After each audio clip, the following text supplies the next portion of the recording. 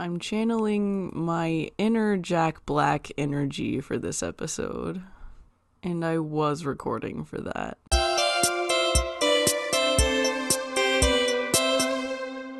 Hi, I'm Cari. And I'm Jade. And we're the Curly Critics, and today we're talking about My Grandmother Asked Me to Tell You She's Sorry by Frederick Backman. It's lots of words. Help. I had to Google that. This is part 2 of our the Curly Critics book exchange thing that we did. Part 2 of the Curly Critics book Secret Santa. Yes. It's an annual tradition that we just started. And that we're finishing in February. Don't worry about it. You know, it just happens. Sometimes the world implodes and you never see it coming. And things that are supposed to happen at the beginning of January happen at least at the beginning of February. It's It could have true. been worse. It could have been like June. Yeah. So there's that. But anyway, Life goes on. this is the book that I bought for Jade, and I had to pick the book with the most complicated title In the history of the universe. that I can literally never remember. It's got the word grandmother and sorry in it. It has a dog and a kid on the cover. Yes. That's it. And I did not like this book as much as I know Jade did. I'm making a mean face right now. So we'll just go straight in with, I thought the first 75% of this book was pretty boring. How dare you? I was so, I started reading it and I was so disappointed because I didn't really like it. I liked it. It was alright. But I didn't love it. But I kept reading and I was like, you know what? It's going to be fine because Jade's going to love this. And that was the point of the Secret Santa book exchange. That makes me sad, happy? I'm just confused. Don't toy with my emotions. It's literally the point of this podcast. Not to toy with your emotions, to talk about books. Want to make that clear. Yikes. What are your thoughts? Oh my gosh. Carrie, I gave this a 5 on Goodreads. I love this book.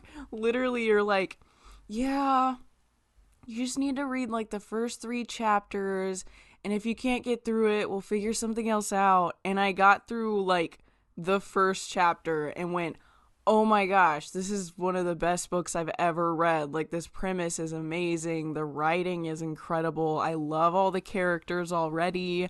I love everything. And you're just like, oh, okay. I gave it 3 stars on Goodreads. That's better than nothing. That's what I said. It was okay. Oh my gosh. I am going to change your mind by the end of this. My initial thought going into it is that I was very confused. Well, actually, we should do a synopsis. You should do a synopsis because the last time I read this book was over a month ago. Oh god. Okay. Prepare yourself. Summary time with Jade. It's not gonna make sense.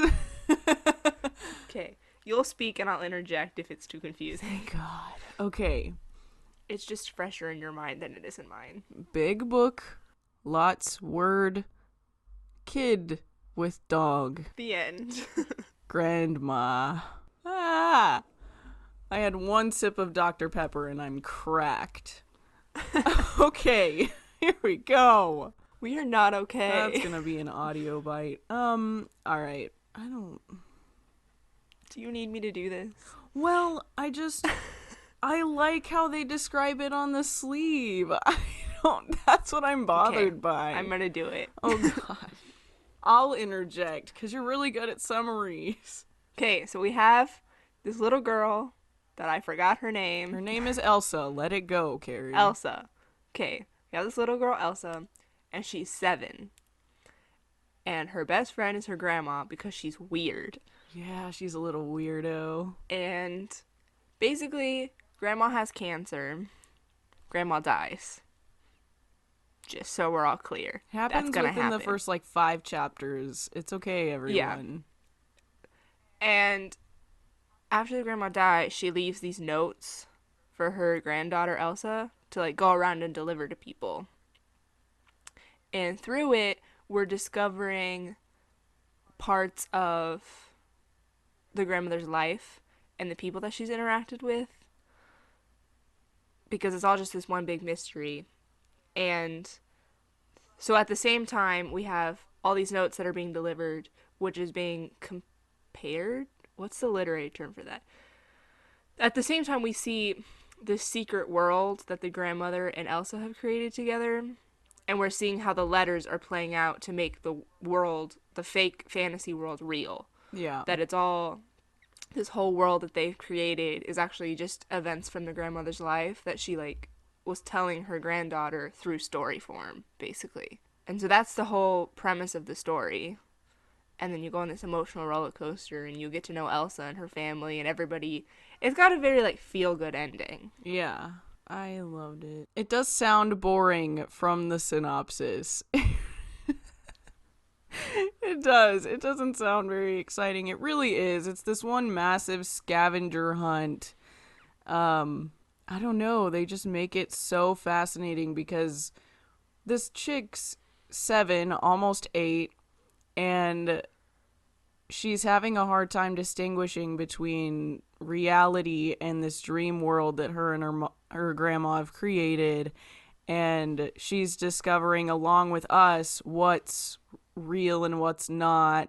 And she's super smart. That's why she's weird. She gets bullied because she's incredibly smart and doesn't care about anyone else's opinions, and I love her so much. For most of the book, I couldn't get over the fact that she was 7. Yeah. There's just, she was way too smart. I mean, to preface, I haven't been around 7-year-olds in a long time, but she's just very independent and very smart for a 7-year-old. And I feel like the story would have the same effect if she was like 15. Like, you could tell the same story and I would be like less weirded out by the fact that she was 7, running around town with strange men. Yeah, I think what helped with that in my mind was that she's so young and so naive, because at 15 you kind of have a grasp of like the dangers of the world, but at 7 you literally don't care. Like, nothing matters. You're just like, oh yeah, I'm gonna run out into this park that's full of druggies and almost get yeeted to the next dimension. Whatever, it doesn't matter. Right. I'm gonna be friends with this massive dog. Yeah, it's just, it was a weird character play because like it does make sense for the relationship to exist between the grandmother and the granddaughter at that young age, and for her to go through the thing, like for Elsa to go through the things that she went through in the book by being 7, of like, oh, I just lost my grandmother, because she's at the age where she's old enough to understand that like her grandmother's not here anymore, and also to like understand the world around here. It just also, the way she was written didn't feel like a 7-year-old. Yeah, it just, that was kind of hard to get over. It just, I don't know. It was one of those, I had to think of it as like young Sheldon. You know that TV show? I had to think of it like that, as like, okay, they're trying to play her off as like this Mensa level kid. We're just gonna have to go with it, because that's not changing. Right. I mean, like, eventually I started ignoring it, but for the long time, for like Yeah. a long time, I was like, my only note for this book is that I can't believe she's 7. Yeah. No, I gotcha. Plus, like, a 15-year-old wouldn't think this made up land of fairy tales and whatnot is real. I mean, you're right to an extent. I mean, like, they wouldn't, like, not in the way that a 7-year-old is like, oh, it's definitely possible to get there, but like a 15-year-old would use it at more as a form of escapism. Right, yeah. The same way that, like, people our age are using Percy Jackson and Harry Potter as like a retreating technique. Not us, of course, not us, but like Harry Potter TikTok is mostly just people pretending, like creating stories of themselves in Harry Potter. I think that's weird. That's a whole I nother mean, thing. It's a whole nother thing. I'm not gonna say that we role played as Percy Jackson in middle school, but That was in middle school. I know it's different. Like, I mean, I wouldn't do it now, Yeah. but I also like still create stories. Yes. I Yeah. mean, I do still create stories where I input myself into them. I just don't put them on the internet. Yeah. So I still think the possibility of being like, oh, this world exists is there. It just wouldn't look the same. Yeah, he could have done it that way and some of the other stuff wouldn't have been as weird. It's also I don't know. With But stuff if he had done it that way, the fact the characters coming to life wouldn't have the same effect. right. It wouldn't have such a shock factor for her. Um I don't know, and I think it's a lot easier for a 7-year-old to go around an entire building and just walk up to strangers and be like, "Hey, what are you doing? Hey," like be all sassy and whatever, than a 15-year-old because people would just like wave her off. Whereas with a little kid, you kind of feel obligated to talk to them or like take care of them more. Yeah, it was so weird to me. This girl was just like running around, living her life and being super confident, and at no point were people like, "Where are your parents?" Yeah, that was the other thing. I was like, they're kind of neglectful, but Yes. they had a lot happening, but still. Right. I really loved the way that he wrote all of the characters in this story. The way that the grandmother got exposed layer by layer, and the way that Elsa's like journey went, and even the way that the mother got exposed bit by bit, and then how in the end everybody was connected to each other. Yeah. I appreciated that, especially discovering that the apartment building was just everybody that the grandma has ever like Oh my gosh. helped in her whole life. Yeah. Just this community of people that they've all known each other for so long. They're not just a bunch of random strangers in an apartment building together. They all have this main connection. And the grandma wanted to show Elsa that. She wanted to show her, look, I wasn't perfect, but I did my best in life. And this is the culmination of all of that. And now you get to take care of them. It's fine. I literally finished this book whenever I finished it, and I was like, that was sweet. Jade's gonna cry. Yeah. Stop. They named So the baby Harry. let's work our way through the letters. I don't remember what order they come in. Do you? Gosh. No, there's so many. Okay, so the grandmother dies, and she like tells Elsa to take care of the monster Yes. in this apartment building, which just turns out to be a big dog. No. The monster is the guy. Okay, what's the dog called? Because first she tells her to take care of the dog Yes. by like feeding it chocolate, which I'm like, That I probably not the best idea. didn't like. That's all she fed it. I'm like, what? It doesn't make any sense. Yeah, so grandmother dies and is like, take care of this dog. She calls it something, and it's She calls it a worse. WURSE. yes. So to take care of this worst, which is the like dog creature from the magical land. Mm-hmm. And I like the fact that we never really find out that the dog's not a worst. Worse. There's no T. Oh. It's not I don't the have my worst. You're right. I don't have my book with me because I'm irresponsible.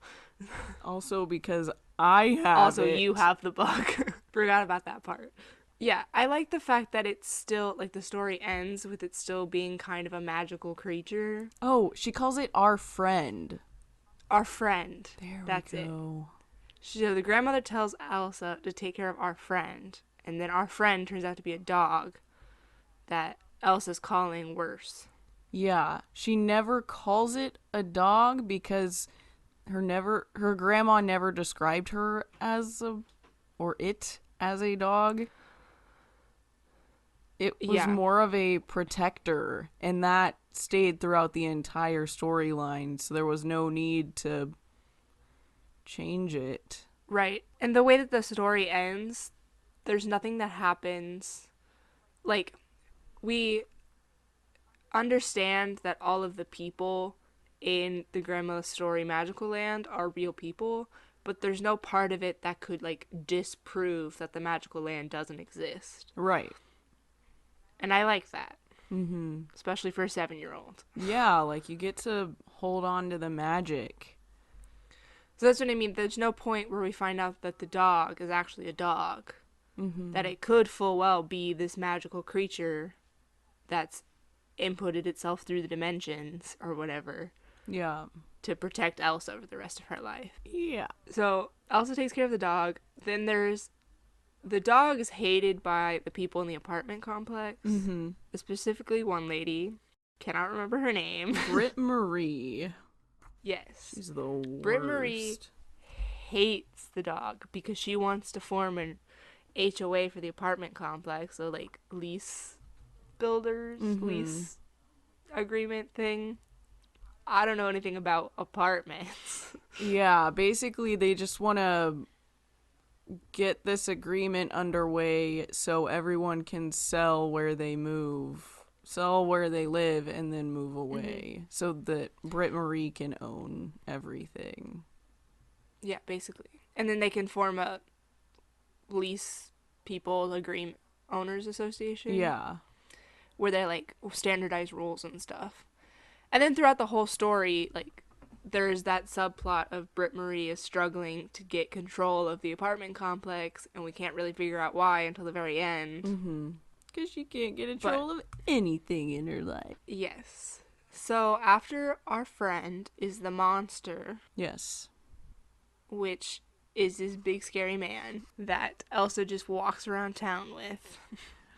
Often. We love Wolfheart in this house. He's literally this big, scary, 6 foot something guy who lives under a hood and, love this, like, doesn't touch anything. And anything he does touch, he has to, like, rub off with hand sanitizer. Right, he has extreme OCD. Yes. And to make it less magical. Yeah. I just love that. Right. And so the monster, in quotes, is paralleled with the story of Wolfheart, which is the story of this brave warrior who comes and saves the magical village from the evil people. Mm-hmm. The shadows? Yeah, the shadows. So we see Elsa figures out almost right away that the monster is Wolfheart. Mm-hmm. But she's so confused because Wolfheart's this magical creature and this man that she's looking at can't touch anything without freaking out. Yeah, she's like, this is kind of pathetic, honestly. And so just constantly, she's just so confused. Yeah. She's also hardcore judging this man. Yeah. Who has had some serious trauma. It's fine. So we get introduced to him, and then we go to the therapist. Yes, the psychotherapist, which this is another thing I love about Elsa. She never, like, there are some people that never get a name. And that's definitely how my brain works. Like, just gonna say it. If I don't call you by your name, it's because I call you by something completely different in my head.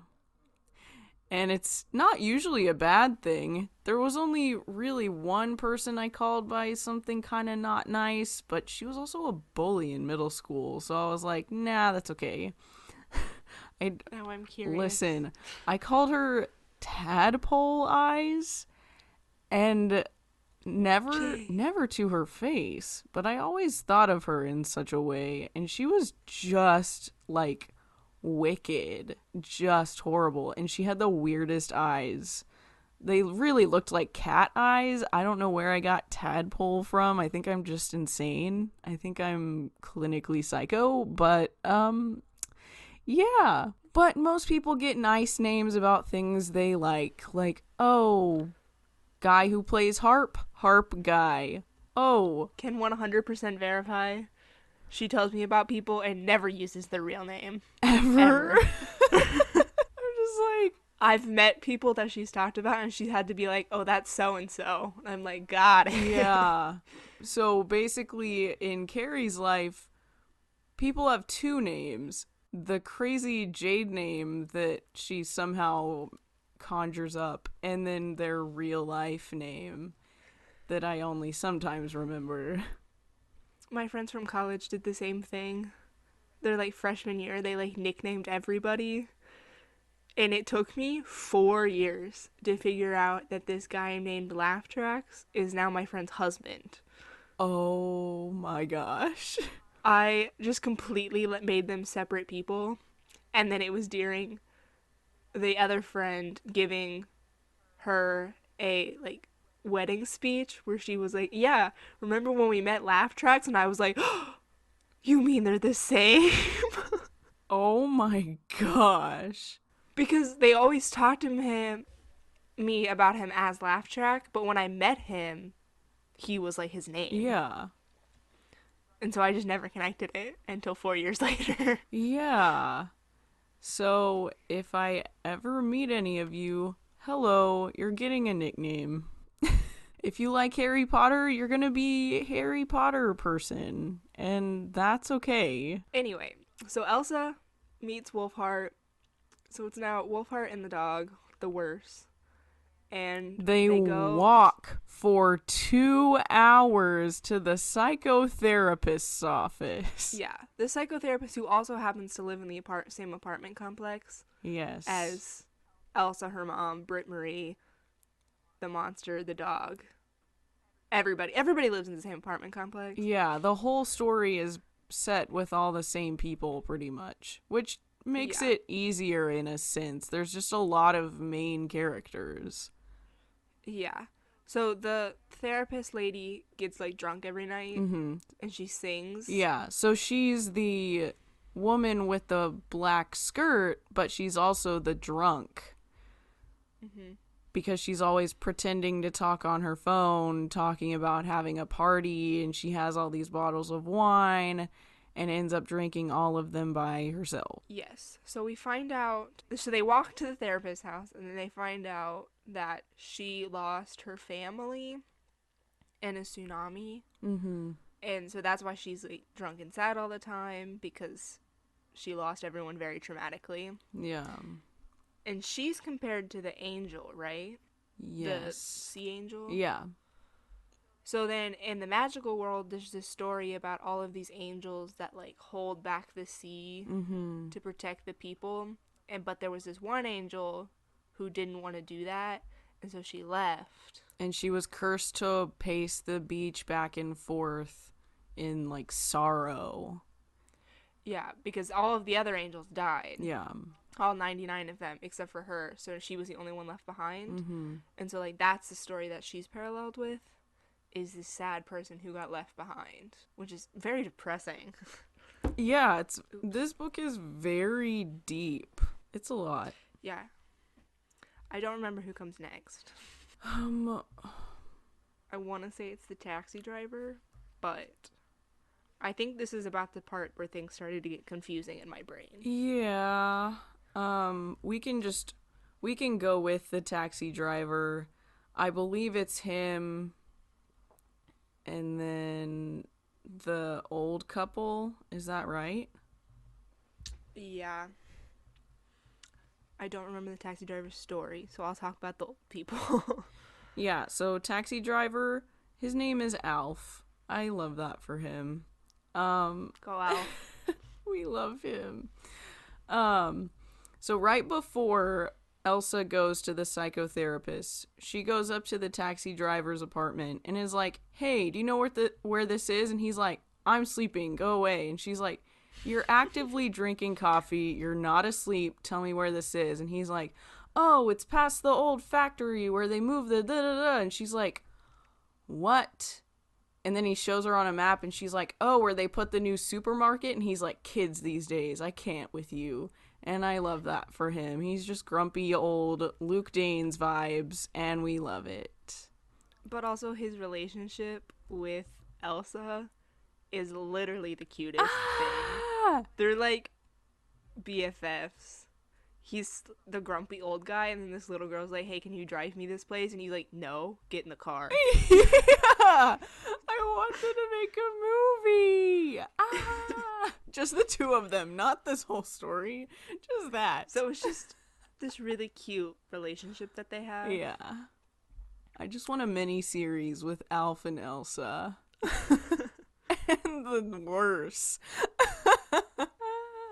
It makes me happy. So they go to the psychotherapist, and Wolfheart freaks out and dips, and Elsa's like, I'm gonna have to walk the 2 hours by myself. This sucks. What the heck is wrong with him? And Alf shows up, and she's like, right, because Wolfheart has like gone to that therapist before. yeah. And he has a lot of trauma that he's not dealing with and that we don't know about yet. Yes. So Elsa's confused, going, why are you here? And he's like, you freaking showed me the address. Get in the taxi. Like, what are you doing? Just always hates on the dog, and then, like, gives it coffee and lets it sleep in his apartment and takes it outside. Alf. I love him so much. Yeah, so from that point on, he becomes basically Elsa's personal taxi driver. Yeah. And, like, personal protector. Yeah. He's looking out for the worst in Elsa, especially with Britt Marie specifically. Mm-hmm. And because they put out poison, they do all this stuff. They call the police and try they and really, really hate the dog. yeah, they really hate it, and it gets to a really bad point. And finally, Britt Marie just gets this look on her face, and she's like, "Oh, we must have mistaken it for something else. It must have, I don't know." And her husband gets all mad, and it's this one slice of humanity that Elsa gets to see out of her. And it's really interesting because all she wants to do is hate Britt Marie. Britt Marie's character development, or like her arc throughout the story, is probably one of the best ones in the whole story. Gosh, yes.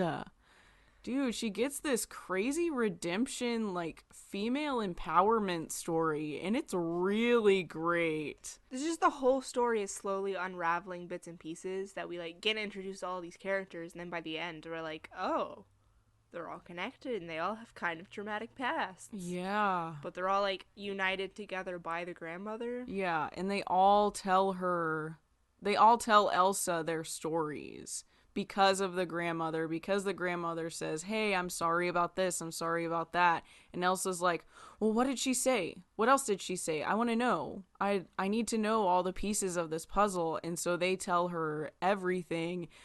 She knows they're hiding something, but eventually everything gets put out in the open that, oh, this 7-year-old's, like, trying to get murdered or kidnapped.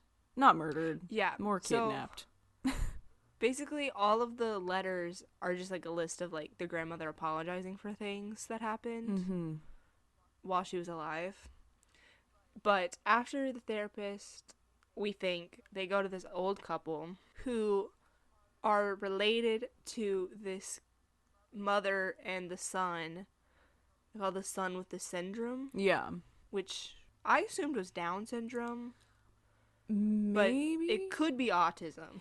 Yeah, he doesn't speak, so... Right, so that could be either. It could be a number of things. He does communicate by, like, dancing, by eye contact, by just being around people, but he doesn't speak, he's nonverbal, so we don't really know. Yeah, so they have this kid who has some kind of mental illness, I think. Could be a genetic illness. He has some kind of syndrome. Kid with the syndrome is a great description. Yeah, thanks, Elsa. And we find out that these grandparents, like this old couple, is related to them, and that they're all here in this apartment complex because the boy's father is trying to like hunt him down and kidnap him or something. And the boy's father keeps trying to kidnap Elsa because he's confused about which kid it is. Elsa's seen this man several times, and every time she gets this sinking feeling because he smokes the same cigarettes that her grandma did. So she has this sense of familiarity, but when she looks at him, she knows he's the shadow. He's the shadow in these fairy tales, the enemy beyond all enemies. And it's the enemy that Wolfheart is supposed to defeat. So I immediately know that there's a connection between Wolfheart and this guy, but we just don't know what it is. Yeah. So we discover that about that family. Yeah, did you mention that the father was abusive and so he didn't want No. so the father was abusive, didn't want his son to be the drug addict, the alcoholic, the man filled with anger and rage that he had become. So he beat his wife, and the kid turned out different, and the father was really upset about that and continued to abuse them, and so she ran away with the son, and he eventually found them because of the grandmother. Thanks, Grandma. And so that's why all this complicated stuff is happening, because he must have seen her death notice in the paper and so came looking for his son. And since his son and Elsa have the same haircut, he's like, oh, this must be my kid. I'm going to try and nap them. Right, and they're about the same age. Yeah. Could be confusing. Yeah, plus I've there's never tried to no kidnap telling someone when's the before. last time he saw his kid, so Right. he has no idea. Trying to think about who's next. Maybe I should just talk about the connections. I don't... Because at this point, they all start to get really connected together. They all kind of formed this army, and Elsa saw that coming. She knew there was an army that was going to be formed against this enemy, the Shadow, but it was going to have to take all of them together. So we find out about Britt Marie. So Britt Marie was the mother is the grandmother's daughter, but we discover that the grandma was like a Red Cross doctor or something. Yeah. So she like went around to disasters and like helped people medically. But because of that, she like left her daughter a lot, and then Britt Marie like raised Elsa's mom. Yeah. And we discover that Britt Marie married this guy. I don't remember all the details for this. Do you? Oh, we discover that Britt Marie's husband and Alf are related, right? They're brothers. So Alf's story is really closely connected with Britt Marie's story, where Alf is in love with Britt Marie. But something happened, he left, and then his brother got her. Yeah, he went off into the military. He ended up cheating on her. And so she's like, okay, I'll just be with your brother then. That turned out well for everybody, because he ends up having... Britt Marie's husband ends up having a heart attack, and the person who calls and tells her is the other woman. Yeah. Britt Marie's husband's just cheating on her, like, the entire time. Yeah. And all Britt Marie wants to do is have children. Like, that's all she's wanted. And her husband has kids from a previous marriage, but they don't really like her. Yeah. And because she married her husband, she never got to have kids of her own because he was like, oh, I already have kids, I don't want more. And so we just have this situation where Britt Marie, her husband has a heart attack, and she realizes that she's in a bad spot and that she's unhappy. Yeah. And So basically she like breaks up with her husband because he's been cheating on her this entire time, and is like, I guess I'm just gonna go live my life by myself. Yeah, she has this really remarkable scene further before, and that made sense. Further before? What am I doing?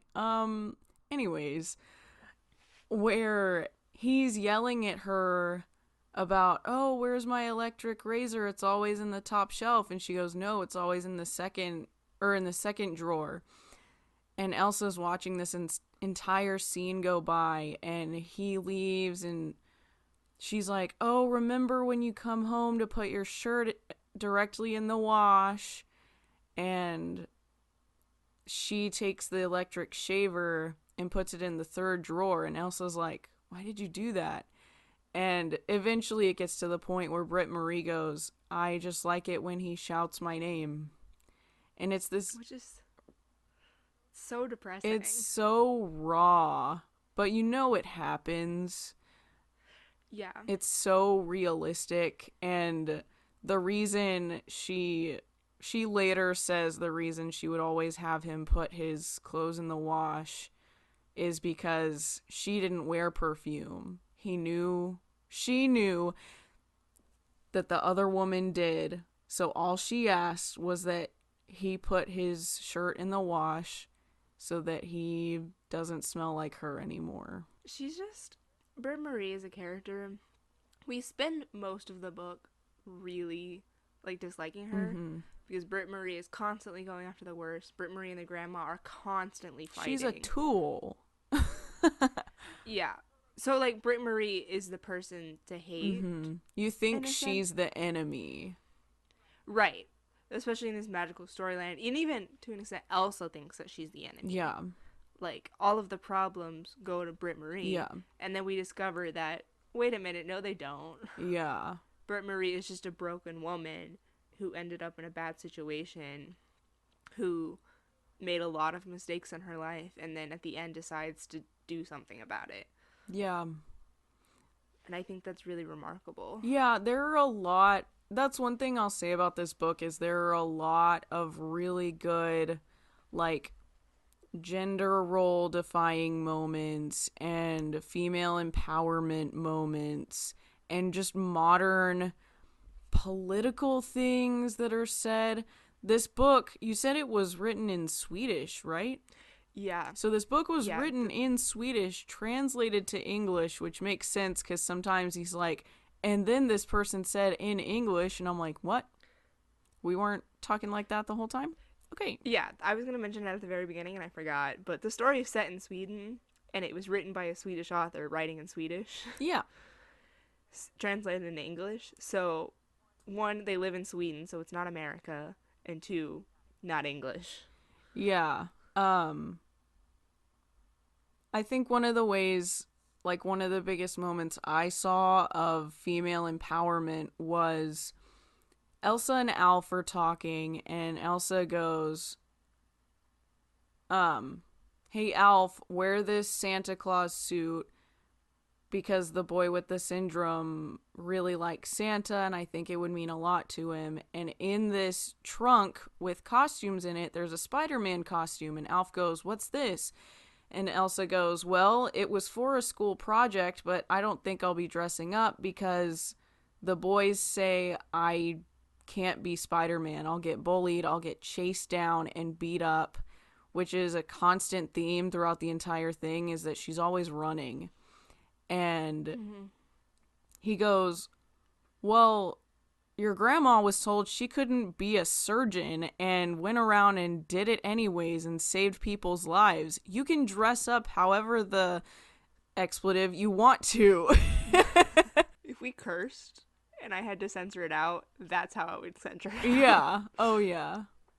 It's fantastic. It's just such a great, like, your grandma wasn't allowed to vote for a while. She wasn't supposed to be a doctor or a surgeon. She did whatever she wanted. You can dress up like Spider-Man. And at the end of the story, the boy with the syndrome had a princess dress on. And you know what Elsa and her friend did?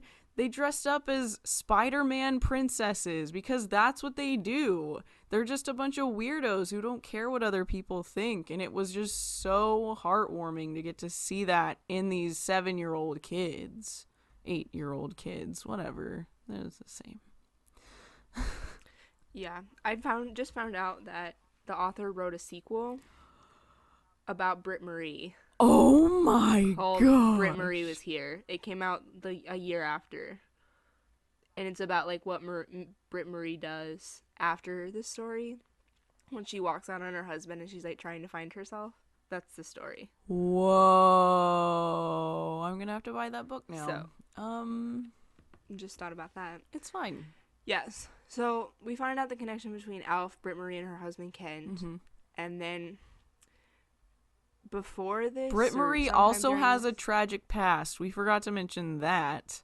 Yeah, but who doesn't in this story? Right, but the reason the grandmother knows Britt Marie is because there was a tragic car accident with Britt Marie and her mom and her sister, and the sister was just this amazing singer that was really going to go places. And when the car accident happened, the mom walked away. She was fine. There was one sister in the car breathing and one who wasn't. And the grandma chose the one who was breathing, got her out of the car, and ran to the hospital. The other one didn't make it. And so all of Britt Marie's life, she was basically treated as if the wrong sister was saved. And it's just like, yikes. The story goes into a lot about the way trauma affects people. Yeah. Especially like childhood trauma and just like the choices that we make in life and the situations we end up shape who we are as adults, or like if you are an adult later in life. Yeah.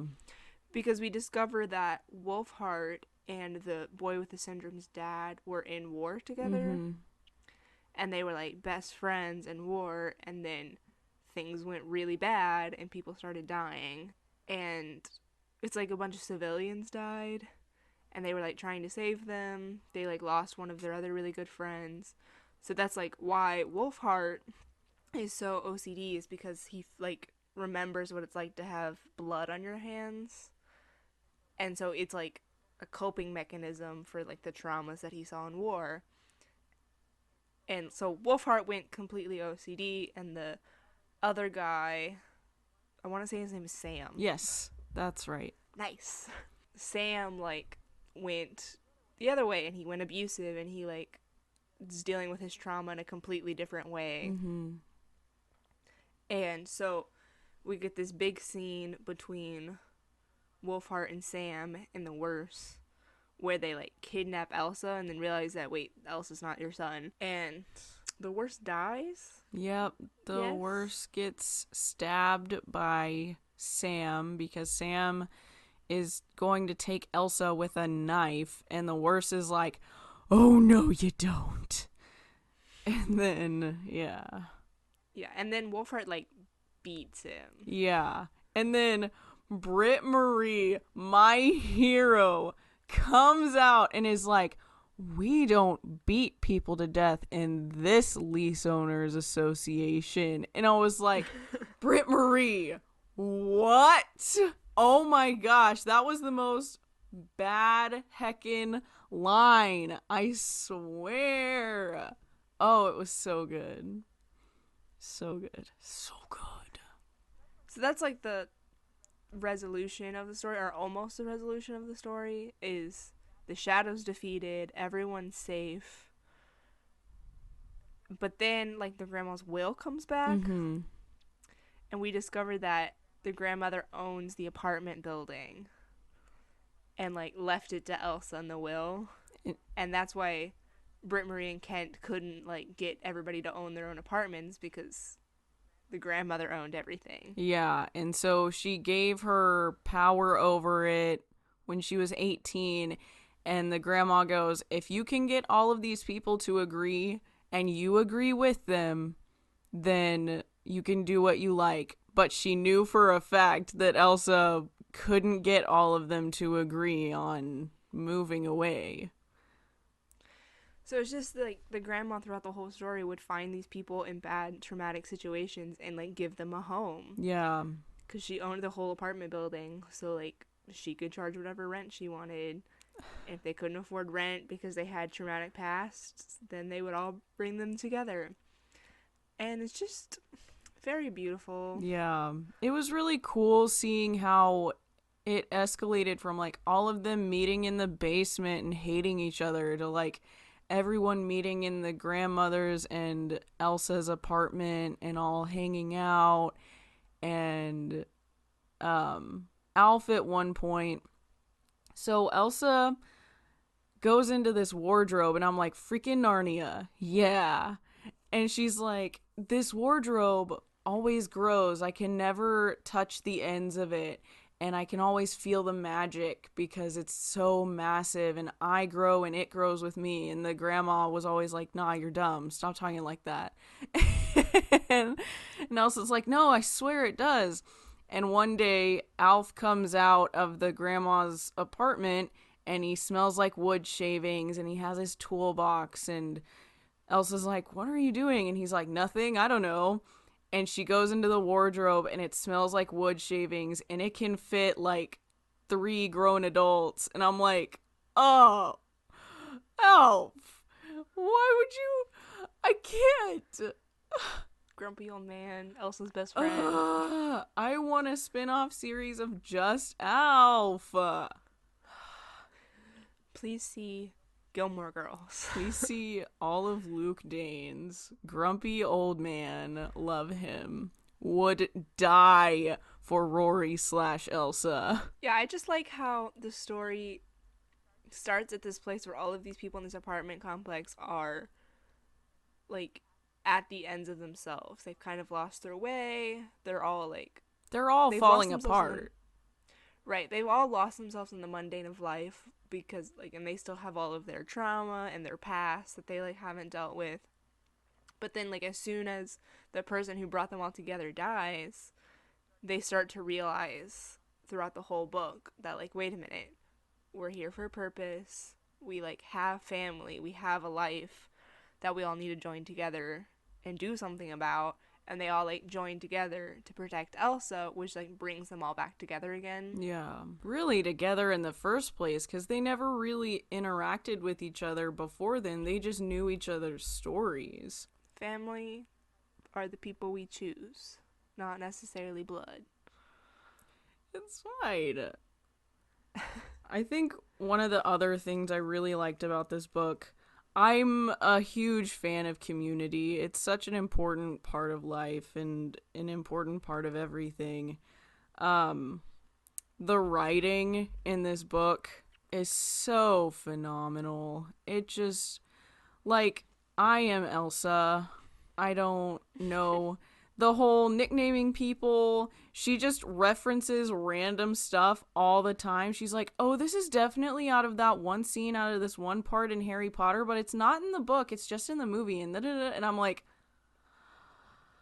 I'm definitely My favorite like thing that. is whenever she talks about the X-Men. Yeah. And then she's like, some people just don't read, like, good literature. It's And I'm like, honey, you're reading comic books. so good. That's literally me. I'm like, some people just don't understand. Like, people don't get me.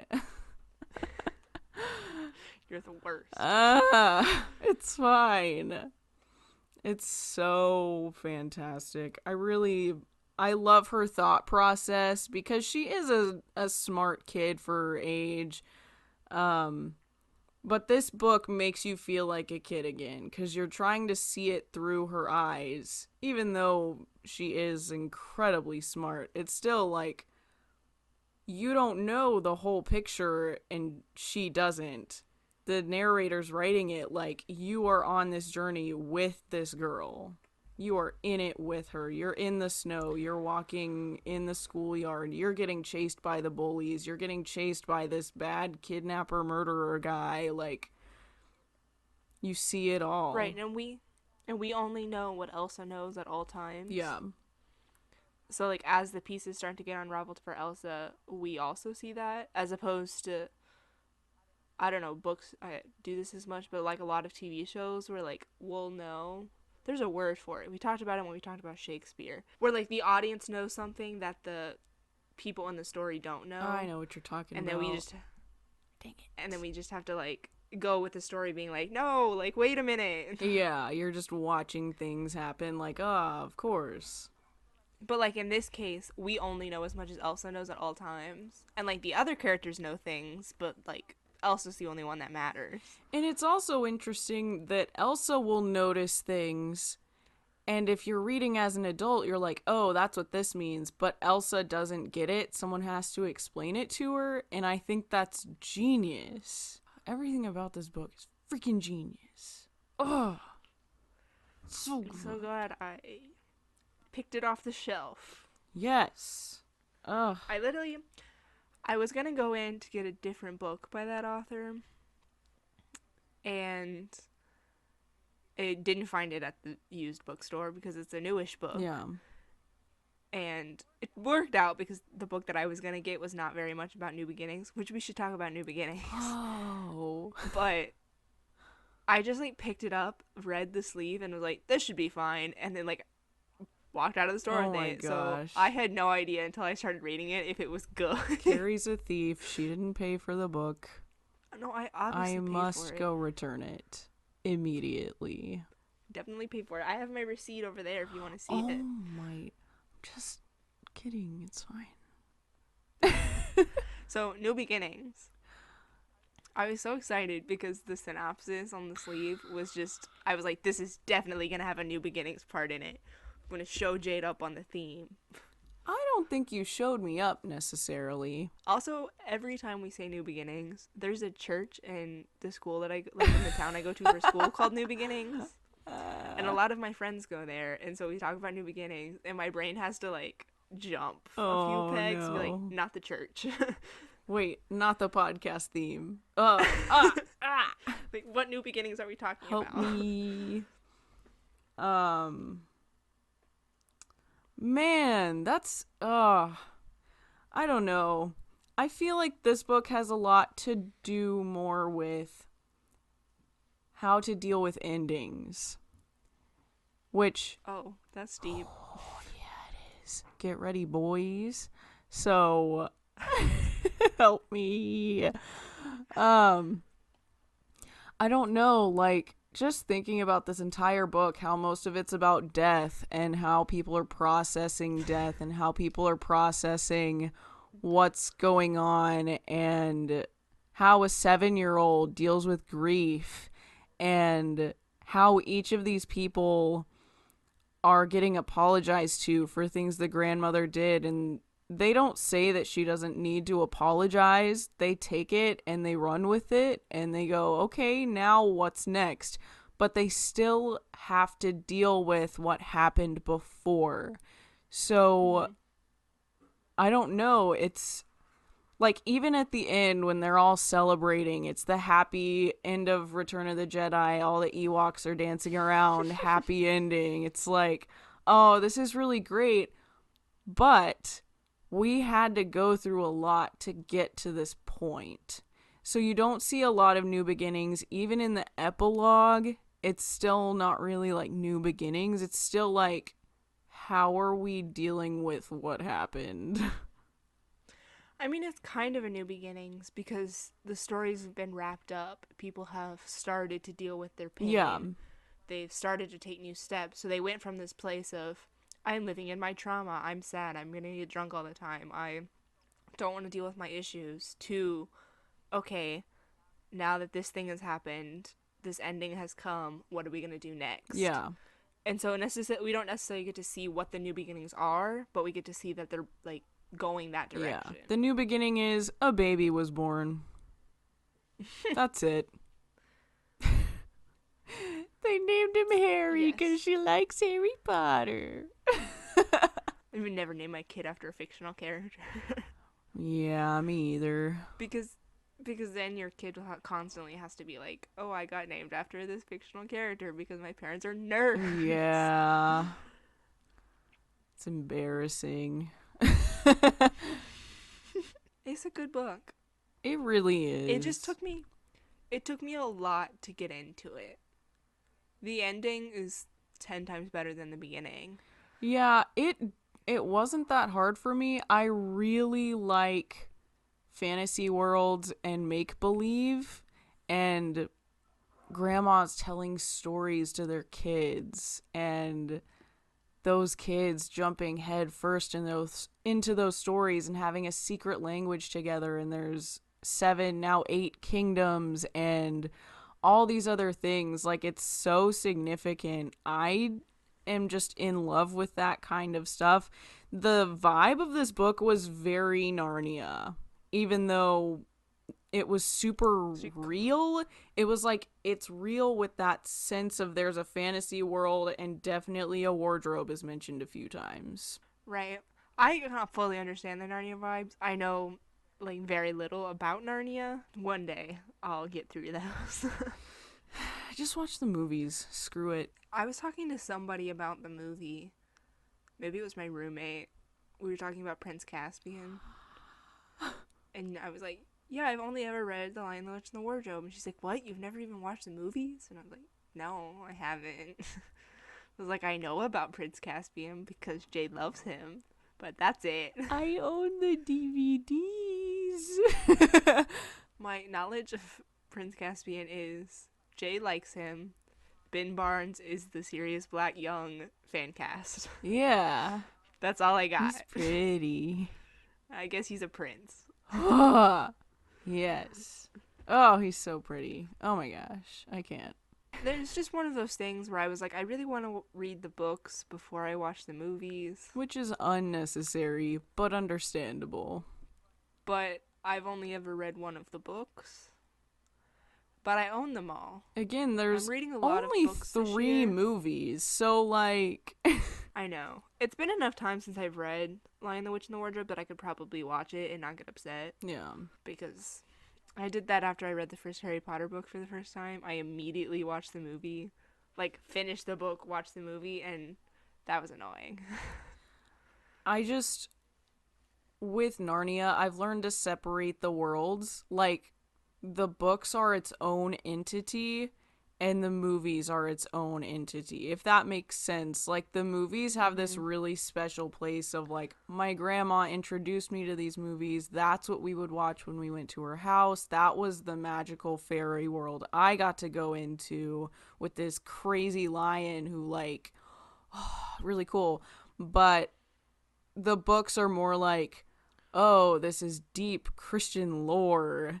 So it's got a different vibe to it, obviously. Yeah, that's why it would be so interesting to read them.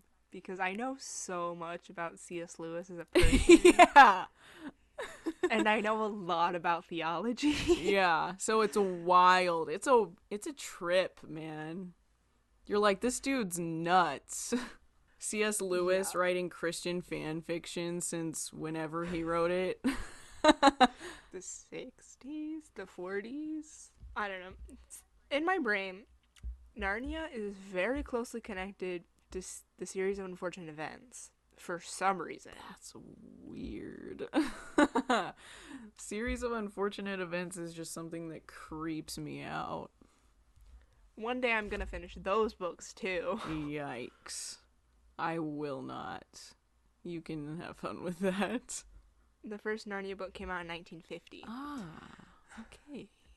But, I have all of the series of unfortunate events books too. I think I got to book 9. How many are there? And then 13. Because it's ominous. Oh, what the? Lemony That is Snicket. weird. Lemony Snicket is excellent. I love it. Because Lemony Snicket is a character in the books. Yeah. And it's brilliant. I love it. And the way... it's great. The things that he writes where he, like, there's scenes where he's like, and then they were plunged into darkness and the next 2 pages are just black. Or he writes, and then, like, forever and ever and ever, and then it goes to, like, evers for, like, a page and a half. It's very good writing. And one day I'm gonna finish them. It's just funny because that series, completely off topic now, that series, like I read it a little bit and then I stop and then I'm like I'm gonna finish them and then I keep and then I like I read a bunch when I was little and then I watched the Netflix series and then I was like, oh, I need to finish this series, and then I kept reading and then I like stopped again and then I stopped the Netflix series, but I like it. I just don't know why I can't get through them. Yeah, it's one of those. So that was my rant about Lemony Snicket. What do you rank this book? I've thought about this. I'm going back and forth between two numbers. I'm gonna give it a safe 8.5. I was really gonna go for a 9. I don't know. I would definitely read it again, recommend it to all the people. The one thing I didn't like was all the cursing in it. I felt that was unnecessary. There's not like that much. There's just enough, you know? And it's just the cursing in this book is weird because it's coming from the mouth of a 7-year-old. Yeah, that's where most of it's coming from. Like, I think almost all of the times that there's cursing, it's where she's cursing and she's like, well, sometimes it's just better to say it with a curse, and then she like curses and you're like, you're 7. Yeah, shut up. Like, you don't need to be doing that. Stop. You're dumb. Like, it's fine, but whatever. Okay, I'm gonna give it a 7. That's fine. So I give it a score of 7.75. Okay. It's passed Austen Land as the second highest book Nice. after Algernon. Nice. Algernon will always be top tier. I mean, it's only an 8, so it's possible that we could find a book to pass We compare every book to Algernon.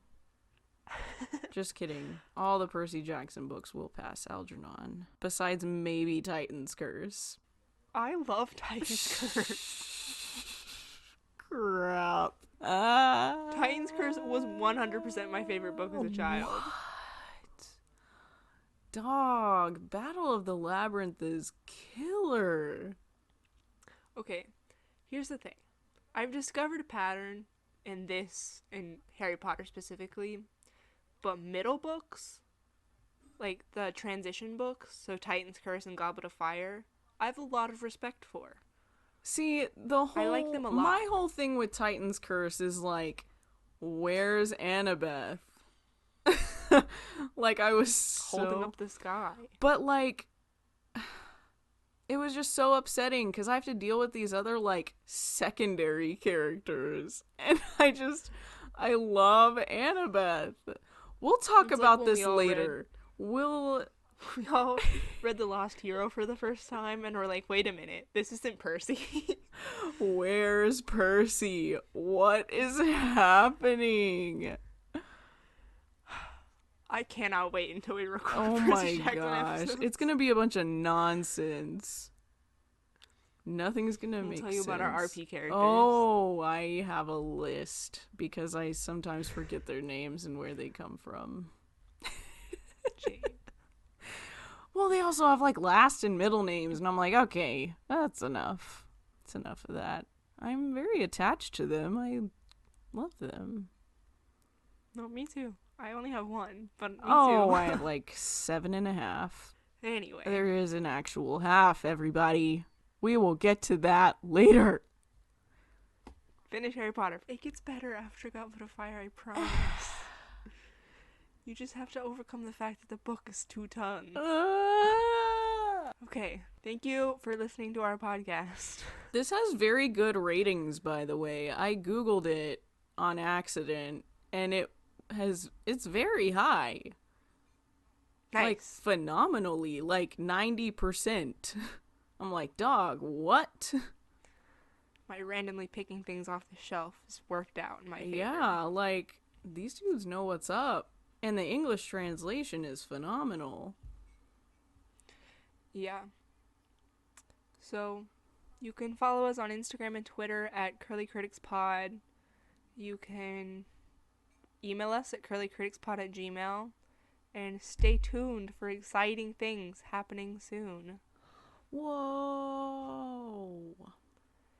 Catch us next week as we talk about the musical Bandstand. The moment we've all been waiting for, ladies and gents. We've been waiting to talk about Bandstand for ever. since we saw it like 3 years ago for the first Oh time. my gosh, so many tears. I think that's gonna win as like best thing. I don't know. We'll see. Right now, our highest, I'm pretty sure, is the new stage Newsies, so it's possible. Yeah, like I'm pretty sure I rated that a 10. So if you I'm pretty sure you did too. yeah, like I don't have it open anymore, but I believe you. yeah, I don't think I would give it anything less than a 10. I think that would just be sinful.